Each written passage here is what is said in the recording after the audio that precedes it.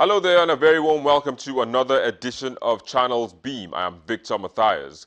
Now, after 37 years of being in power, what was described as a military takeover has resulted in President Robert Mugabe resigning, paving way for former ally Emerson Mnangagwa to be sworn in as president.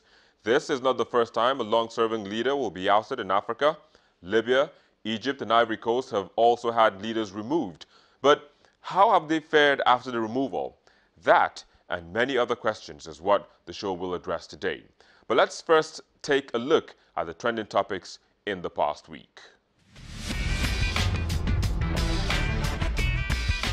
An Adamawa in northeast Nigeria made the headlines following the death of people in an attack on the mosque in Mubi by suspected Boko Haram terrorists, as well as a clash between farmers and herdsmen in Numan local government area.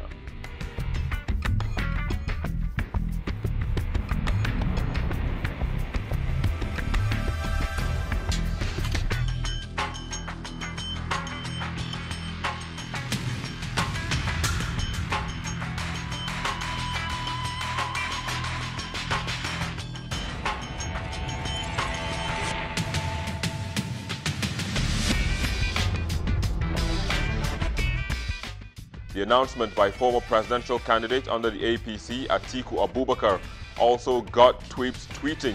To some, the cross-carpeting didn't come as a shock, while to others, it was long overdue.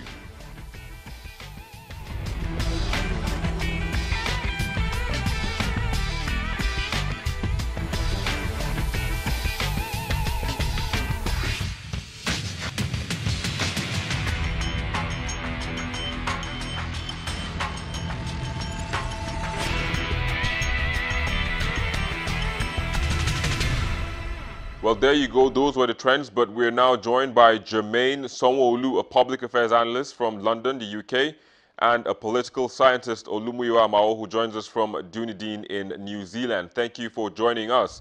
Well, Jermaine, kickstart this conversation for us. Did you see this sudden change in the political scheme of things in Zimbabwe coming? Well, it came as a shock to the international community and even to the Zimbabweans themselves, and most importantly to Grace and Robert Mugabe. No one expected this to happen. People thought Mugabe was actually going to die in power, and his wife was going to actually succeed him, being that they've eliminated, in terms of taking him away from government, the now president of Zimbabwe, President Emerson Mnangagwa.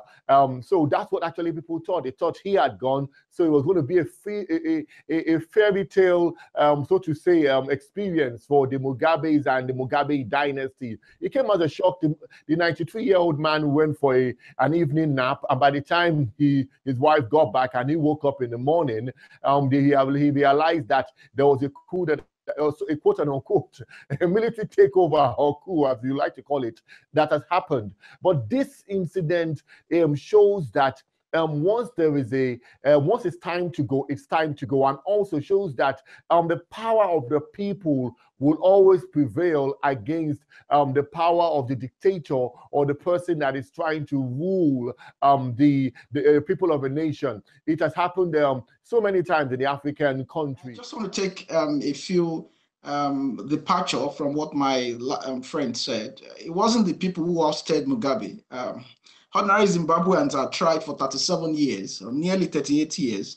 Every time they tried, the military had always made sure that Mugabe wasn't ousted. So I beg to differ in terms of we as analysts submitting that the people ousted Mugabe. Zimbabweans had lost that power to their military a long time ago. As a matter of fact, the military at several fora had said that no one who wasn't part of the liberation was ever going to be allowed to govern Zimbabwe. So we had a Zimbabwe that had been ruled by the gun, even though they had democracy, quote and unquote, for the last 15 to 20 years. And I am tempted to believe that the people who did oust Mugabe were those who kept him in power perpetually all these years. So I would say that what we saw from the people were the frustrations they had expressed severally at every given electoral opportunity, but the military hadn't allowed that will to prevail because Mugabe was still the commander-in-chief, and he still had the mastery of the heart of politics in Zimbabwe. What I actually said was that the will of the people prevailed against the will of the dictator, which is a very, very different statement from saying that the people got him out of power. Actually, what actually happened was that the now president Emerson Mnangagwa actually used the opportunity and was able to be sensitive to the cry of the people, and the military took advantage of that. And he too, having been the former defense chief and the spy chief, took advantage of that situation and orchestrated all that while he was in exile to ensure that, quote unquote, the will of the people through the intervention of the military actually came to pass. All right, Olumuyiwa, let me come back to you again. So where do you think Mr. Mugabe got it wrong? Mugabe wouldn't have left if he had not, in quote, gone politically senile. I think that Mugabe lost it because he had gone political senile. The old Mugabe wasn't the now Mugabe that was ousted just a few days ago. I think the man has lost his touch, and it's understandable. For someone who is 93 years old, there's a limit to how much or how far you can stretch yourself. So I would say that it's a good development in the sense that Zimbabweans, for the first time in their independent history, are having a new president. And I think that's the good thing about it. Whether it's a good thing that Mugabe is left and there is Emerson Mnangagwa coming in, it's a different ballgame entirely.